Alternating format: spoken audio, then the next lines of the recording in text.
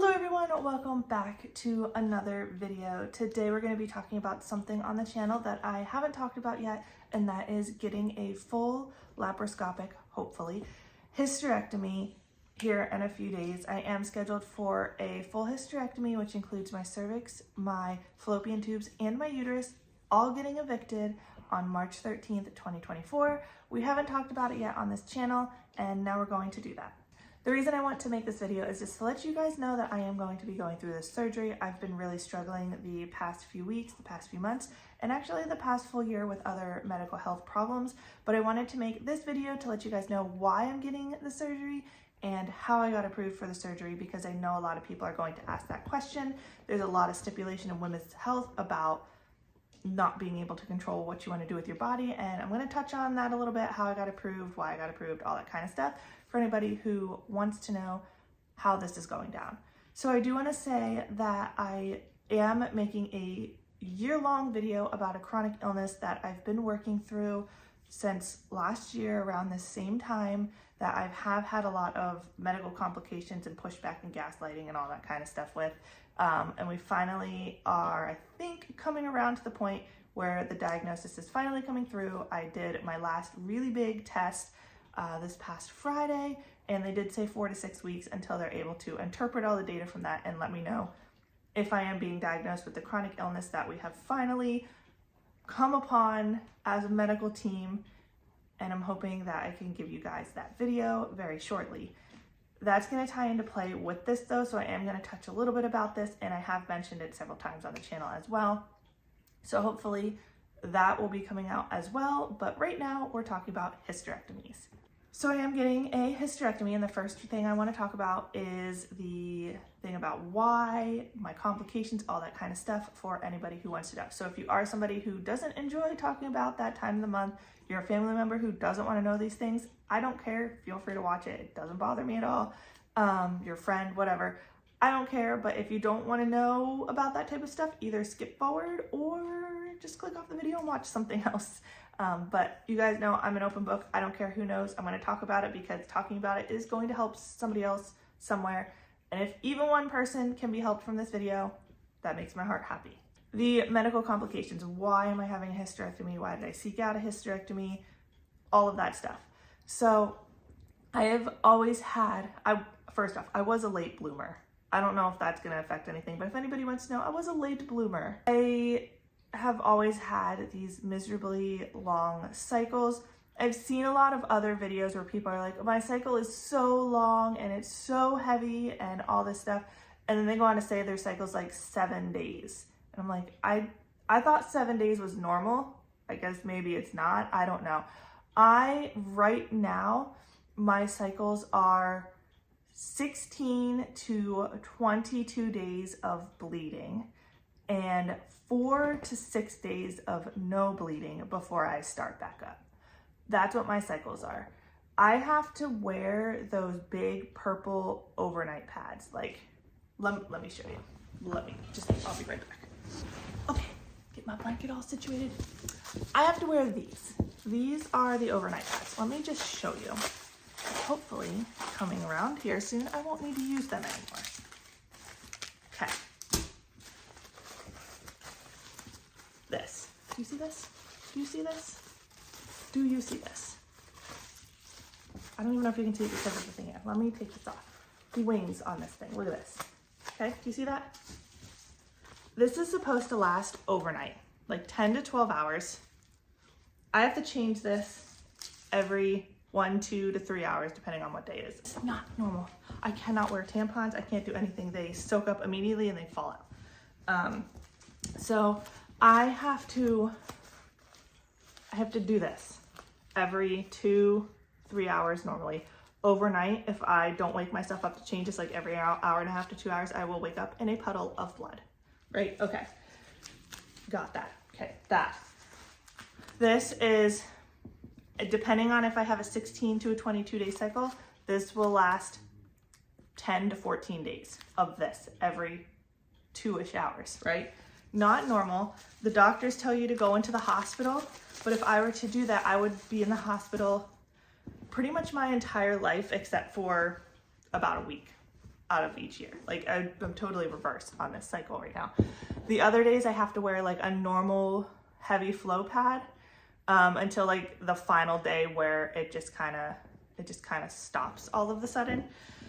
I had an ultrasound done on one of the days that I had a 22-day cycle, and on day 22 my uterine lining, the endometrium of my uterus, was of a normal size of somebody who was going to start their cycle.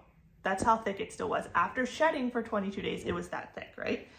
I have not had any tests run for endometriosis, however. A lot of people get surgeries where they get like a myomectomy.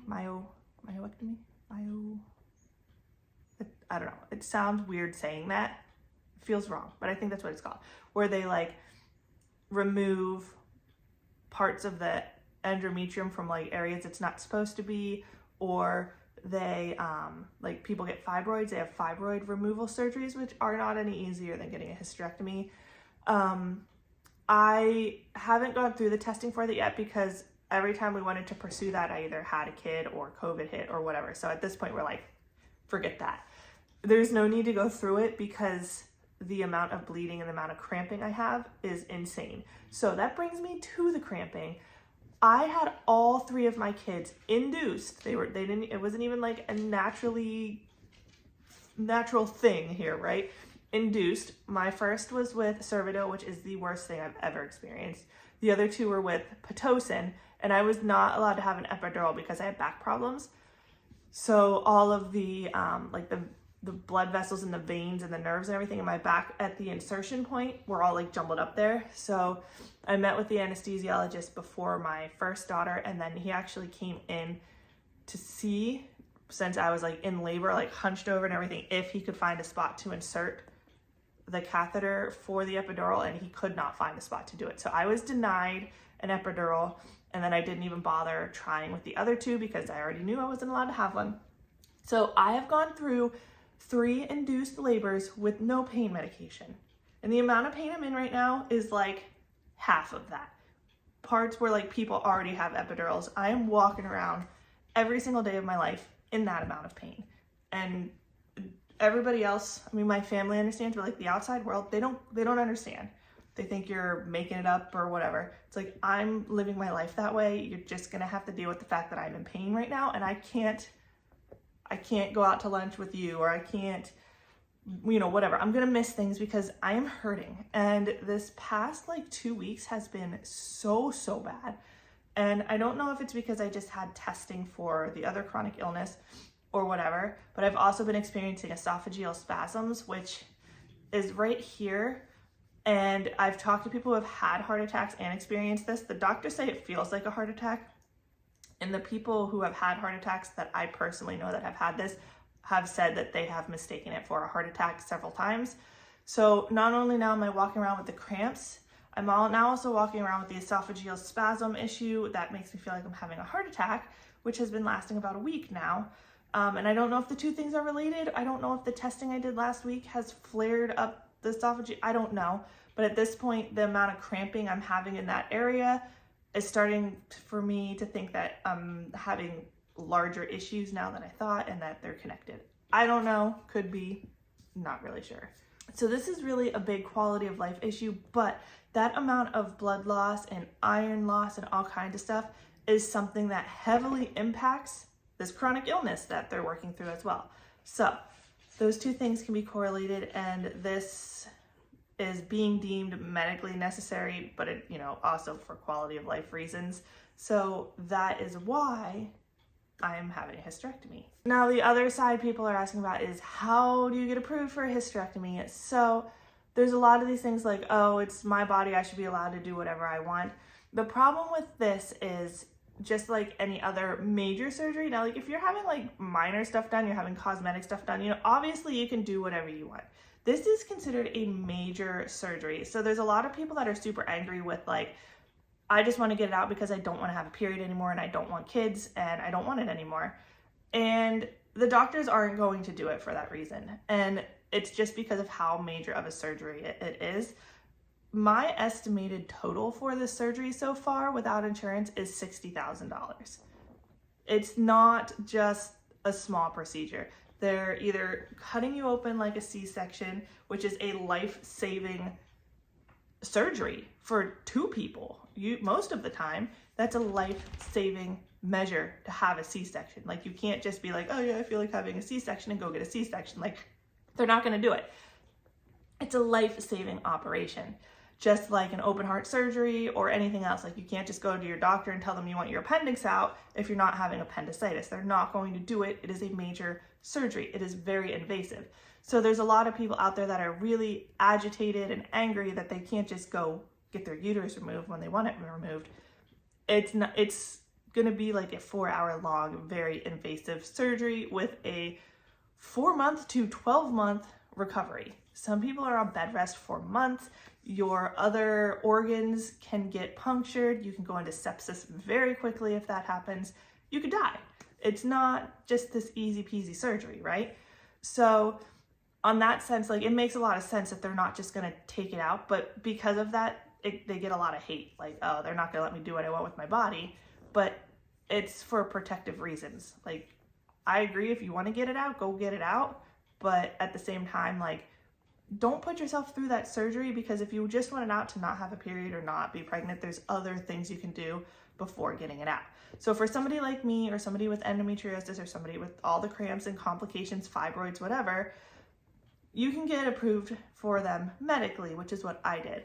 I never had pushback once with my OBs. I did go through 2 doctors in the same practice.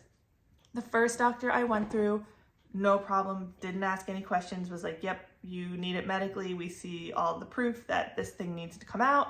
Let's go ahead and do it. We'll get you approved for surgery and all that stuff. And then right as we were getting ready to do the surgery, she retired and she could not fit me on the schedule anymore, which was really sad. She was actually really sad. She was like looking to see if she could move her schedule around just to fit me in there, because she was really sad that she wasn't going to be able to do it.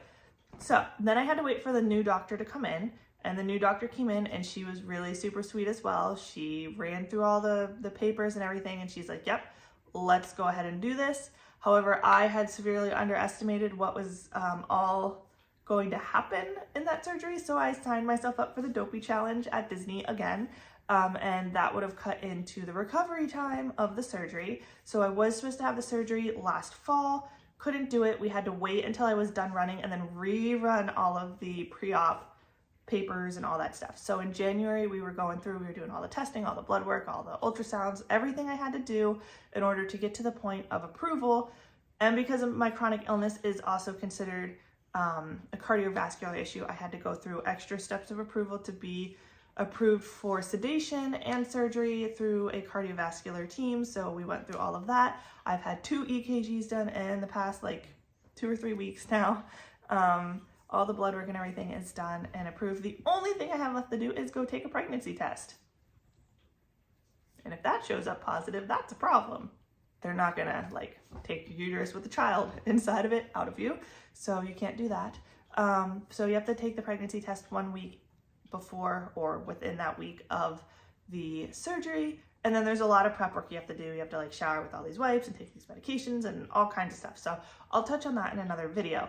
But through all of that, that is how I got approved for the hysterectomy. And I never had pushback, not once. I didn't have any of those like, oh, does your husband care? Do we need to get his approval? Didn't care. They did ask like, are you done having kids? Yeah, I am. I've got special needs kids. I've got 3 kids. They're driving me nuts. I don't want any more.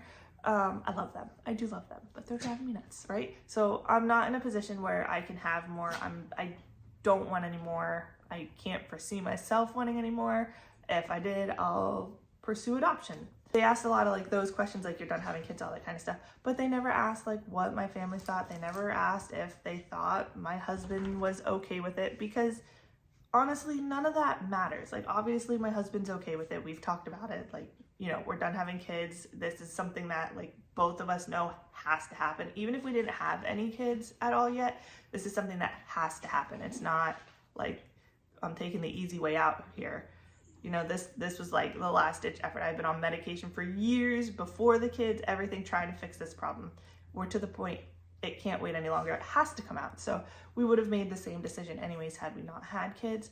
But a lot of people say that they go in and they talk about it and they say, well, your husband isn't gonna like that, so we're not gonna do that. I didn't have that. I've never experienced that. That has never once been brought up at all. The only time he's been brought up in this situation is he gonna drive you to the hospital and drive you home from the hospital? That's it. That's the only time they've asked about him being there in any form. So yeah, that's pretty much it. I don't know, if you guys have questions, let me know. I will be vlogging it. I'll be doing like updates and you know, recovery videos and such, and we'll be talking about a lot of the other issues going on medically in my life as well here moving forward. So there's going to be a lot of medically heavy content coming to this channel over the next few months and probably a year. So yeah, hopefully you'll stick around for all of that. If you have any questions, let me know. Feel free to reach out. I am here to answer any questions. You guys know I'm an open book when it comes to any of this, so ask what you want, and yeah, I'll see you guys in the next one. Give it a thumbs up, hit that subscribe button. I'll see you guys next time. Bye guys.